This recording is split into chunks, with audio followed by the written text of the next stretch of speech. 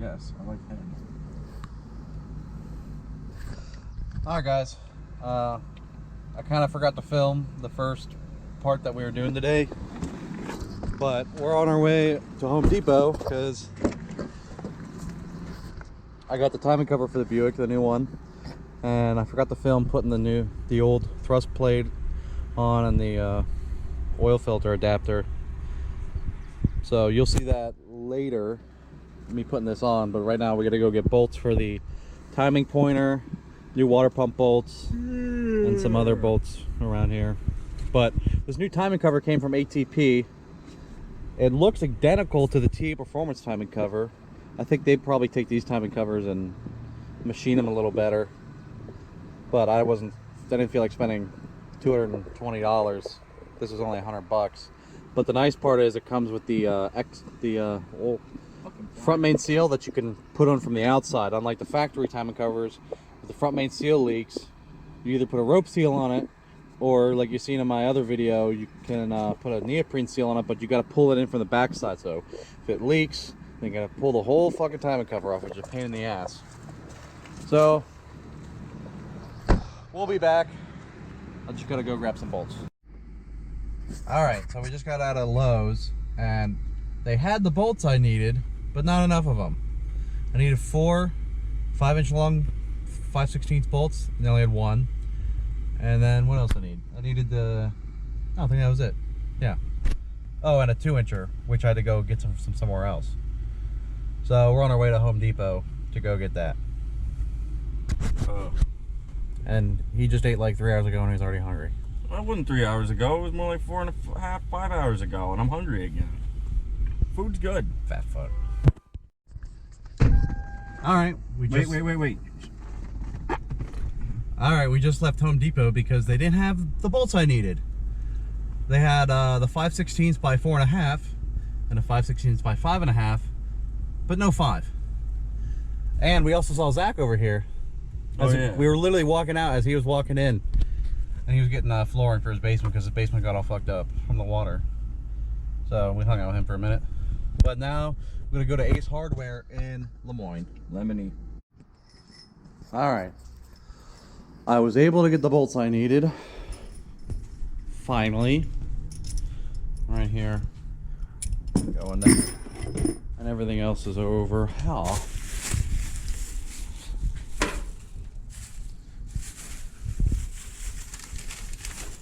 Just dump this in here. There you go. Now, I clean the gasket surface off. Bolt that sucker on. I'll probably bolt the water pump on now and then use it as like a handle to put the thing on. So why are the lights off in here? So let's do that. And I didn't make a video on this because we live streamed this, but I did get this 454 torn apart, and yeah, it's not great. It was definitely a lot better on the top than it is on the bottom end.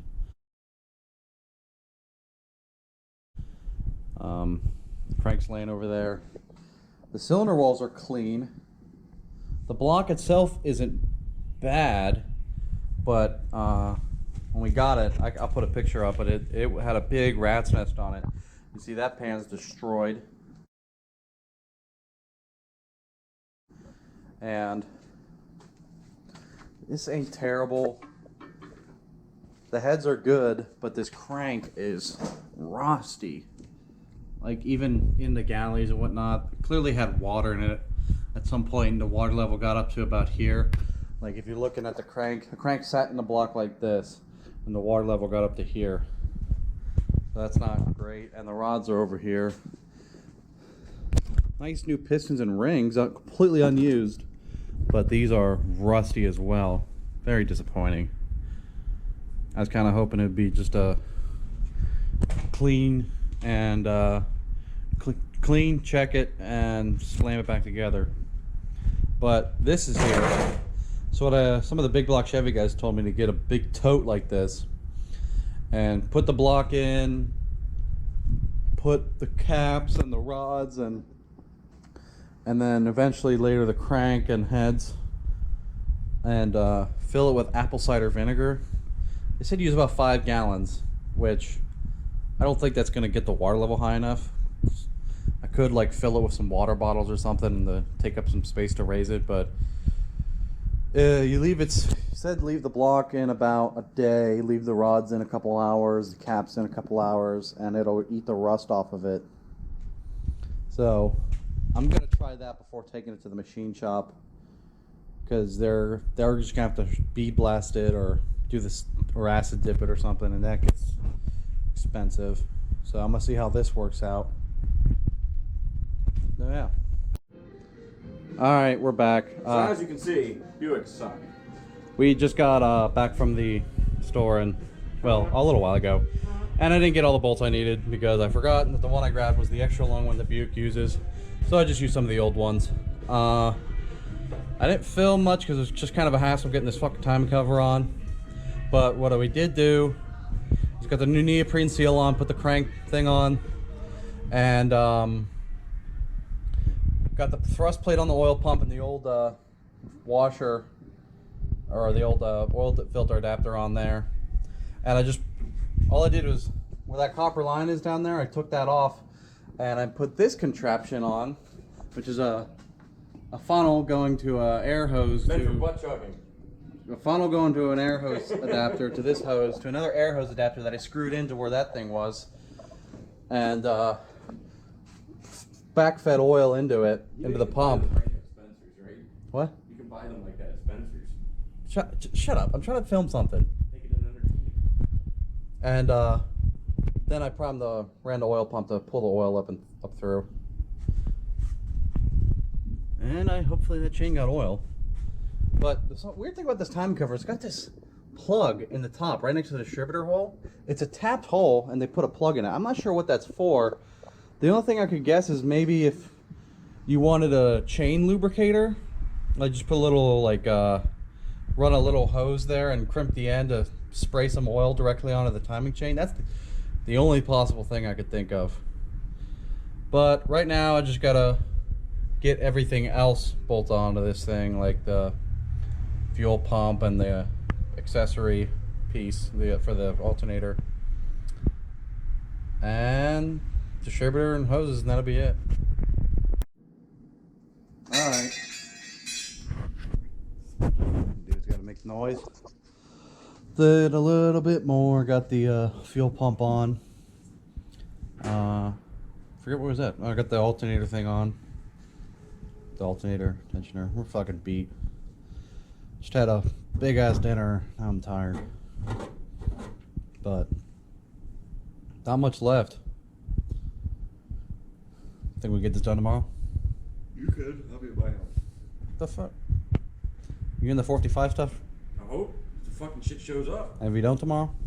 I'm still staying home. Man, the friends I have. So, I think all I can do is just get the pulleys on and hook up the hoses, and then I'm gonna run water in it at it first. Then if it's not leaking, then I'll put regular coolant in it. I also gotta change the oil, and I gotta get the carburetor on it, which I'm gonna use, where is it? The one over there. No, that's Marty's. I have one sitting up there that I'll put on it. Yeah. So, it was the one we had on Austin's car, and it wouldn't run for shit. But nothing seemed to be wrong with it. So, we'll try it on this and see what it does. Or maybe we'll just flip-flop carburetors in between the Electra and this. Quick disconnect. Yeah. No, get the bolts like fucking Austin's got on his valve covers. Yeah. The extended thing, the long studs. Extended studs. Yeah, so just quick take the carburetor off, pop it on this. You gotta get that cordless fuel line too. Yeah. Bluetooth coolant. So yeah, we're just beat right now. I also gotta clean up with this whole mess back here when we get done. It looks like shit on this the next day. Most of the day working on this thing. And I had to take this whole fucking thing back apart because I'm an idiot, and I put the front on the Buick's, the distributor drive and the pump cam bolt onto the front of the cam, and I forgot which way they went. I just stabbed them on, and I realized I put the distributor drive where the pump goes and the pump cam where the distributor drive goes. So I'm trying to jam the distributor in there. I'm like, where the fuck want to go? And I'm like, wait a minute, that's a pump cam down there.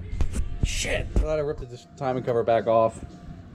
Then I hooked the hoses up, and I stabbed one of my carburetors that's fucked up on there. I was able to fire it up for a second, but for some reason this car's got no idle circuit action on it. But it runs. It runs. I got oil pressure. Yeah.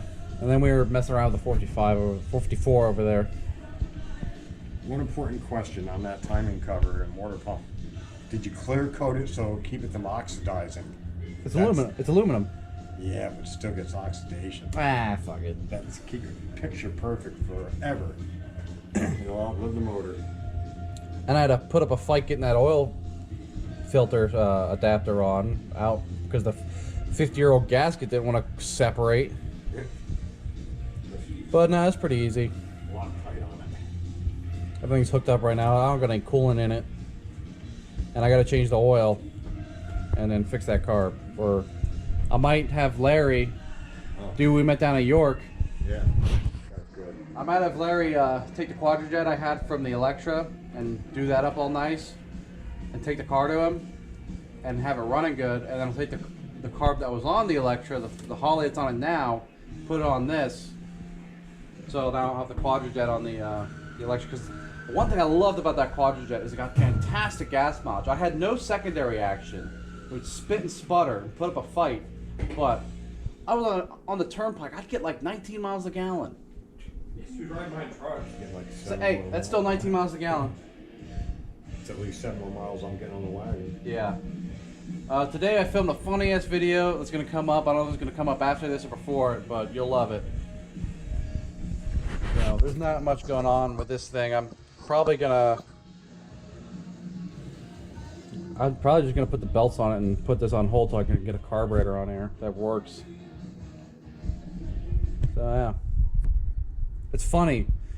The Electra was broken when I got this thing, so I used that carburetor. I used the Electra for parts, and then I got the Electra back on the road, so I used this for parts. Now I got both cars working. I can't use either one for parts. I gotta get quick change carburetor so I can take the take the Skylark, just flip the carburetor back over onto this.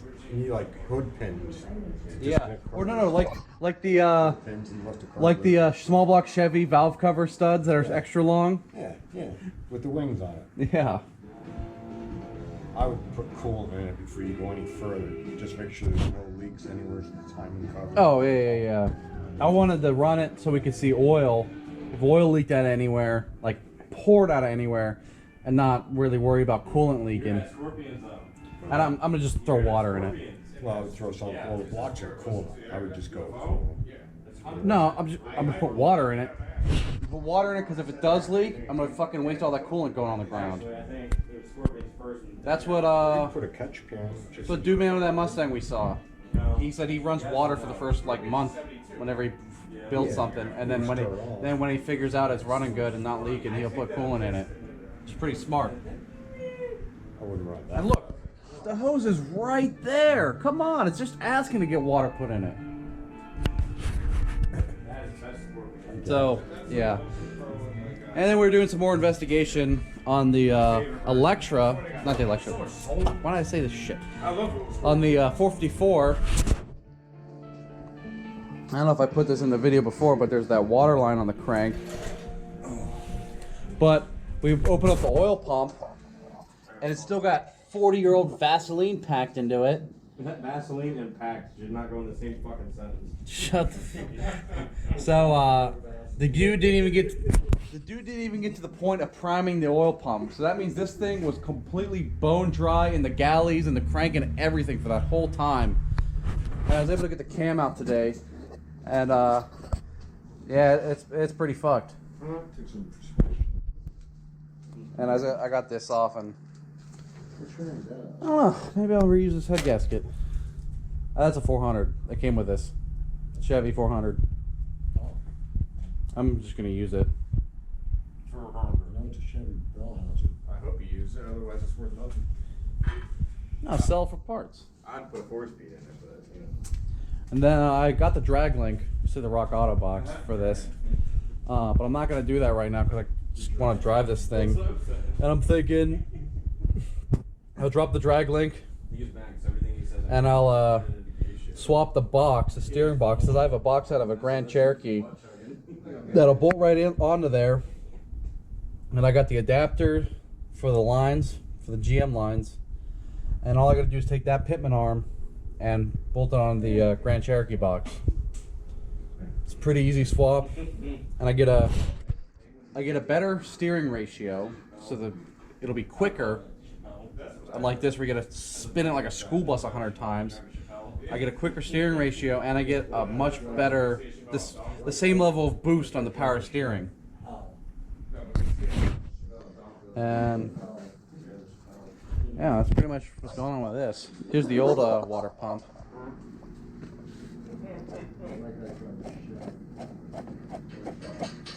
I can't really hear it, but that bearing's dry. That's why I was making all that noise.